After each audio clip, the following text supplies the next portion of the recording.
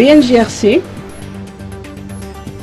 gestion transparente des aides humanitaires. Face aux différentes interprétations des politiciens sur l'interdiction des téléthons, le directeur exécutif du BNGRC, le général Elakolivier Ndiakat, a apporté des précisions lors d'une conférence de presse tenue aujourd'hui à Antanmour.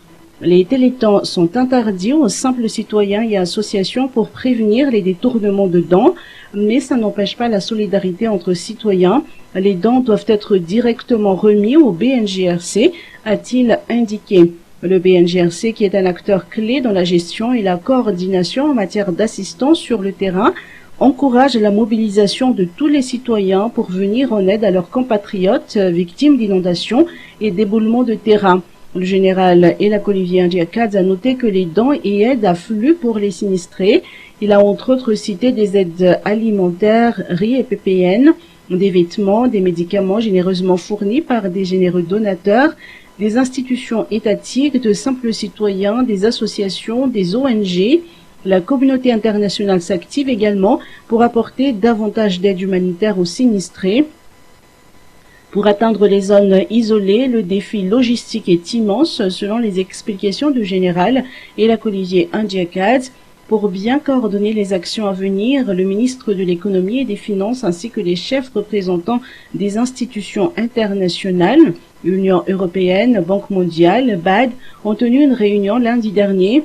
Le BNGRC promet d'effectuer un partage égal des apports matériels à tous les sinistrés.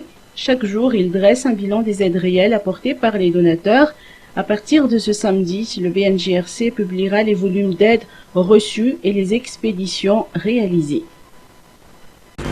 BNGRC appelle à la vigilance. Le Bureau national de gestion des risques et des catastrophes, BNGRC, lance un appel à la vigilance à toute la population face au danger de la montée des eaux dans les parties basses et les risques d'effondrement ou de glissement de terrain dans les parties hautes. Nous sommes toujours en période de pluie, les risques sont réels, a souligné le colonel Elakolivier Ndiakat, directeur général du BNGRC.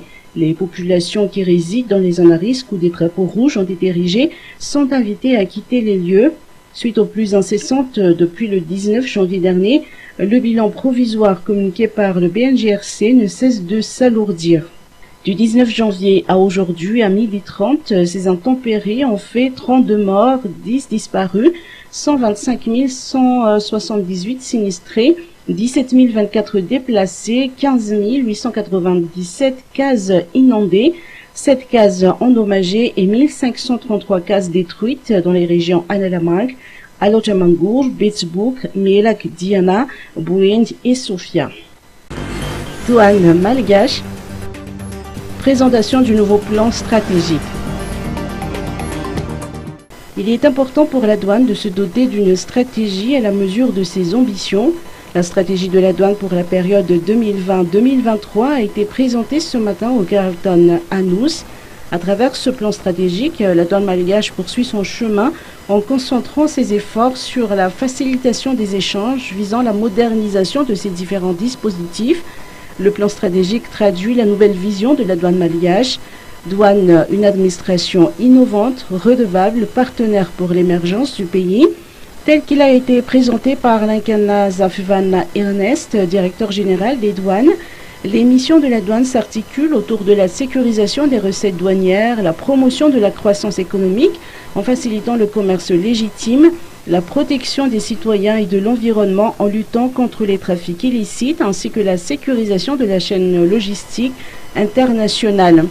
On estime à 30 millions de dollars environ le budget requis pour mettre en œuvre la nouvelle stratégie qui repose sur 4 axes. La contribution au financement du plan Émergence de Madagascar, l'action de la douane en tant que partenaire pour faciliter les échanges, la contribution à la sécurité et à la sûreté du pays, de son environnement et de sa population, ainsi que l'investissement de la douane sur le capital humain et l'organisation.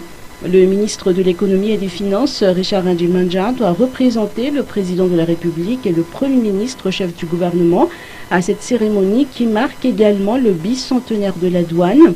À défaut de pouvoir présenter un bilan de ces 200 ans, un bilan décennal de l'activité de l'administration douanière a été présenté.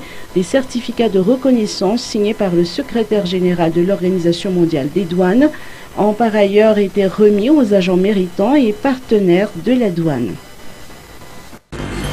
Afritac, Madagascar, pays prioritaire pour le FMI. Le Fonds monétaire international a un bras régional de renforcement des capacités qui s'appelle Afritac Sud.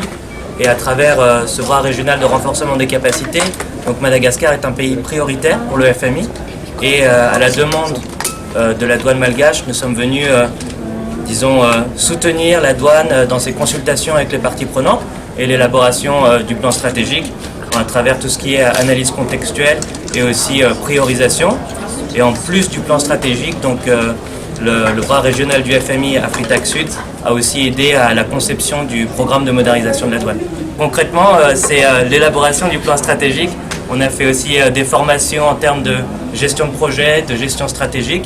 Il y a eu plusieurs missions de Washington aussi qui sont venues pour faire l'analyse macroéconomique ainsi que soutenir la douane dans les prévisions de développement et commercial et économique et voir l'impact que pourrait avoir la mise en œuvre de ce plan stratégique pour l'économie malgache et évidemment pour sa société et tout ce qui est protection de l'environnement. Donc on a fait ce qu'on appelle une analyse contextuelle, dégager les priorités pour pouvoir bien définir les objectifs stratégiques et les résultats à atteindre. Lutte contre la corruption, responsabilité de tout un chacun. La corruption se présente sous diverses formes au sein des communautés.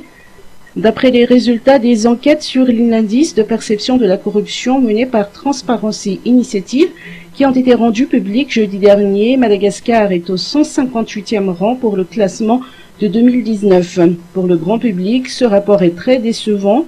Selon les personnes interviewées aujourd'hui, la corruption existe depuis toujours à cause des comportements de certains qui incitent à compenser les services rendus par de l'argent. À Madagascar, la corruption existe dans tous les secteurs et dans tous les domaines. En effet, ce sont les personnes qui ont besoin de services elles-mêmes qui incitent à la corruption. Si chacun prenait sa responsabilité sans contrainte, on pourrait constater la diminution de la corruption, car actuellement, même les petits enfants soudoient les grandes personnes, après ses ennemis habitant à Dakourndjan.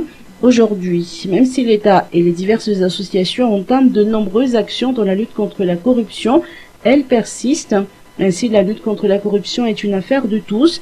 De fortes mesures, tant au niveau des hautes personnalités que du grand public, doivent être appliquées, selon M. Elie aujourd'hui. Lutte contre la pêche illicite, des stratégies et mesures à prendre. Les moyens à notre disposition sont encore insuffisants pour protéger efficacement les côtes malgaches, a reconnu Bemanadza Etienne, directeur général de la pêche. Cette insuffisance de moyens limite les actions menées. Faut-il savoir que Madagascar ne dispose que de 2 bateaux patrouilleurs pour surveiller les eaux territoriales. Renforcer les moyens relatifs à la lutte contre la pêche illicite s'avère primordial et c'est d'ailleurs l'objectif principal de l'atelier national interagences sur la mise en œuvre de l'accord sur les mesures de ressort de l'État du port. Cet atelier a débuté ce matin en Bouddha et se poursuivra jusqu'à jeudi avec la participation des conseillers spéciaux sur la pêche, du CEFIM, de la PMF et du port. Des stratégies seront élaborées et mises en œuvre dans cette lutte, des stratégies qui devraient suivre les normes internationales. Il s'agit de la lutte contre la pêche illégale, non déclarée et non réglementée, ou INN. Notons que le 27 mars 2017, Madagascar a adhéré à l'accord sur les mesures de ressort de l'État du port, ou AMEP. Une feuille de route devra sortir à l'issue de cet atelier concernant cette lutte contre la pêche illicite. Notons que si l'INN n'est pas contrôlée, elle peut entraîner l'effondrement des pêcheries, les pêcheries artisanales étant particulièrement vulnérables.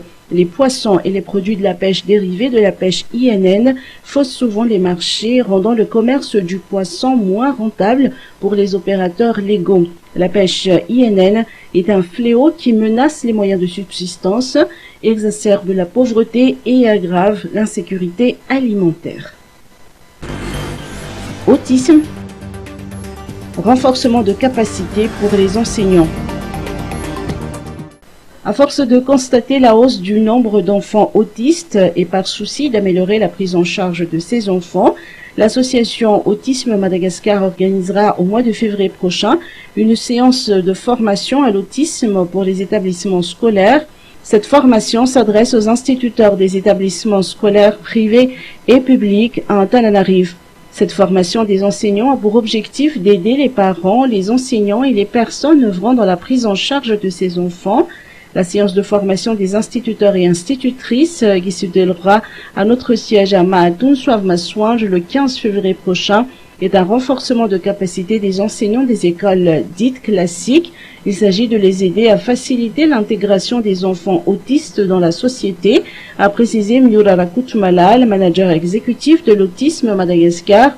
Les enfants autistes sont nés autistes. Ce que nous pouvons faire, c'est les accompagner pour qu'ils puissent mener une vie normale au sein de la société, a indiqué pour sa part Maya Ramarson, une bénévole auprès de l'autisme Madagascar. Les enseignants qui souhaitent suivre la formation pourront s'inscrire auprès de l'association Autisme Madagascar.